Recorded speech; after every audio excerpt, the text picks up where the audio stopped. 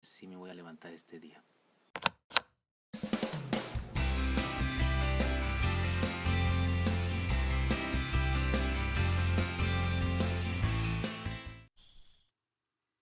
Dios les bendiga, soy el pastor Gilberto Gutiérrez de la Iglesia Bautista Ores de México DF. Me da mucho gusto saludarles en este lunes 26 de septiembre de 2016. Estamos ya en la recta final del mes Ciudadanía Saludable o Ciudadano Saludable. Y hemos iniciado esta semana con este tema final, Ciudadanía Contrastante. 7 paradojas de la fe cristiana. Recuerden, estamos estudiando la idea de que no somos del mundo los cristianos, pero estamos en este mundo y tenemos un propósito que cumplir. Mientras estamos aquí, tenemos que hacer algo por los demás, una influencia positiva, una experiencia de misión, de amor, de solidaridad con los demás. Primero los Corintios 1, 17 al 31 nos habla de esto y hemos estado estudiando entonces 7 paradojas. Hoy tengo una más para compartir. Recordemos que hemos dicho que la fe cristiana entonces es paradójica y entre otras cosas quiere decir que no sigue los parámetros que el mundo sigue para evaluar a las personas. Uno de los personajes que más me gusta de la literatura universal es Don Quijote de la Mancha, porque tenía la habilidad, como dijimos ayer, de ver lo invisible en las personas, porque evaluaban la belleza desde un punto de vista muy diferente a la mayoría. Por ejemplo, Don Quijote llamó Dulcinea a una desaliñada mujer de pésima reputación llamada Aldonza. Le escribió poemas de amor en donde le alababa por su pureza y su belleza. ¿Estaba loco o podía ver más allá de lo que veían los demás? ¿Estaba loco o tenía un concepto diferente de lo que es bello y de lo que no lo es? Me recuerda al Señor Jesús, que cuando estábamos perdidos como ovejas sin pastor, pudo vernos como hijos de Dios. Cuando estábamos muertos en nuestros delitos y pecados, pudo vernos como salvos. He aquí la enseñanza de hoy, entonces. La segunda paradoja. La sabiduría de lo absurdo. La sabiduría de lo absurdo. Mire cómo dice Pablo en 1 Corintios 1:18, el versículo que sigue después del que estudiamos ayer. Dice así: porque la palabra de la cruz es locura a los que se pierden, pero a los que se salvan, esto es, a nosotros, es poder de Dios. Y la palabra que aparece aquí como locura es una palabra que también se puede traducir, de hecho otras versiones de la Biblia la traducen como absurdo, como un asunto absurdo. Le leo otra vez el pasaje. Porque la palabra de la cruz es locura a los que se pierden, es absurdo, es algo absurdo para los que se pierden, pero a los que se salvan, esto es a nosotros, es poder de Dios, dinamita de Dios. La palabra ahí es dunamis, dinamita de Dios. 1 Corintios 1:18. Recordemos que la fe cristiana surge entre los judíos, en medio de un mundo conquistado militarmente por Roma y culturalmente conquistado por Grecia. Por eso se le llama a ese mundo el mundo greco-romano. Así que los primeros cristianos tuvieron que impactar a la gente de esta cultura y compartir los principios y valores e ideas de la nueva fe, la fe de Jesús. A los judíos les parecía una necedad que se dijera que el Mesías hubiera muerto. Su concepto del Mesías era el de un guerrero conquistador que habría de vencer militarmente a sus enemigos, especialmente a los romanos, para exaltar al pueblo hebreo por encima de todas las demás naciones. Así que la idea de su crucifixión, un castigo romano, les era una idea escandalosa, absurda, locura. También les parecía absurdo que los gentiles se estuvieran convirtiendo y experimentando al Espíritu Santo de Dios en sus vidas. Según ellos, según los fariseos especialmente, los gentiles habían sido creados por Dios como combustible para el infierno. Por otro lado, para los griegos, la idea de un Dios que toca la materia, que se hace materia, era sencillamente inadmisible. De acuerdo con su filosofía, pensamiento platónico por cierto, Dios estaba tan lejos de la creación, que no podía ni tocar la carne.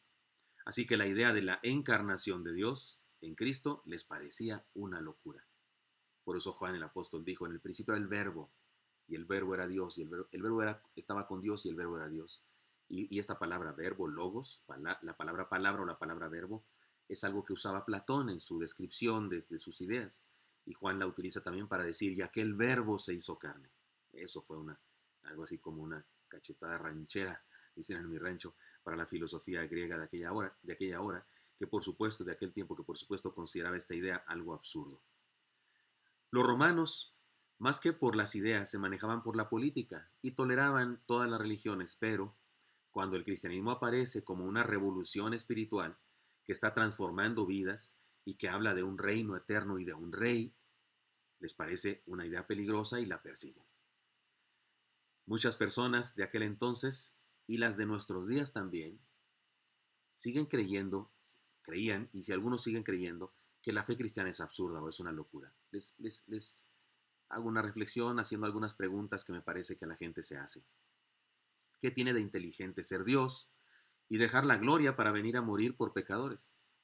¿Qué tiene de sabio ser el todopoderoso creador y preocuparse por simples criaturas hasta hacerse una de ellas?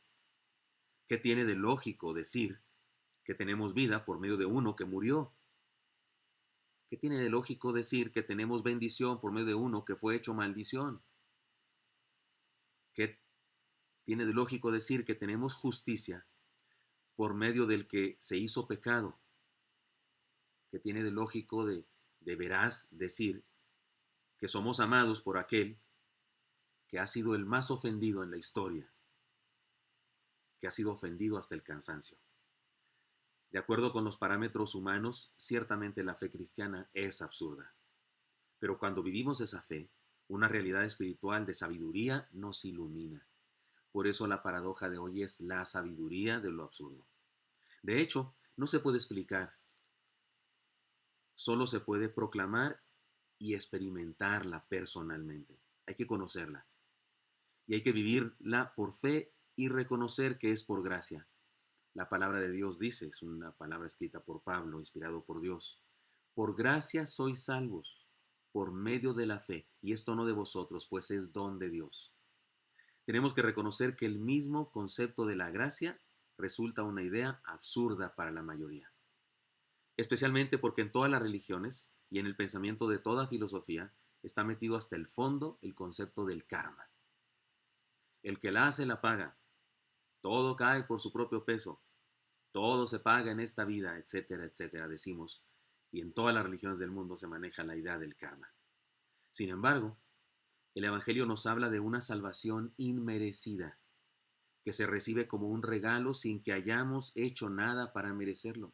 La salvación en Cristo no es por karma, no es por habernos portado bien, no, es por gracia, es un regalo de Dios. Esto no de vosotros, dice Pablo, es don de Dios, es regalo. Cuando usted trabaja 8 horas de sol a sol en su trabajo y el fin de semana le dan un salario, eso no es gracia, eso es salario, usted se lo ganó a pulso. Pero cuando usted a alguien que le da la gana y le da a usted 1,000,000 de pesos o le da no sé qué, eso es gracia. Usted no hizo nada para merecer eso. Y la salvación está en este nivel.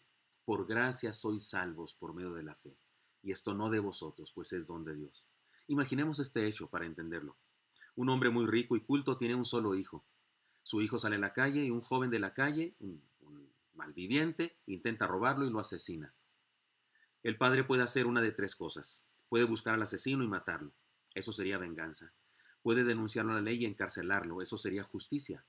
Pero si busca al joven asesino y le dice: te perdono y te ofrezco que seas mi hijo, yo te amaré, te cuidaré y te daré educación, eso sería una locura.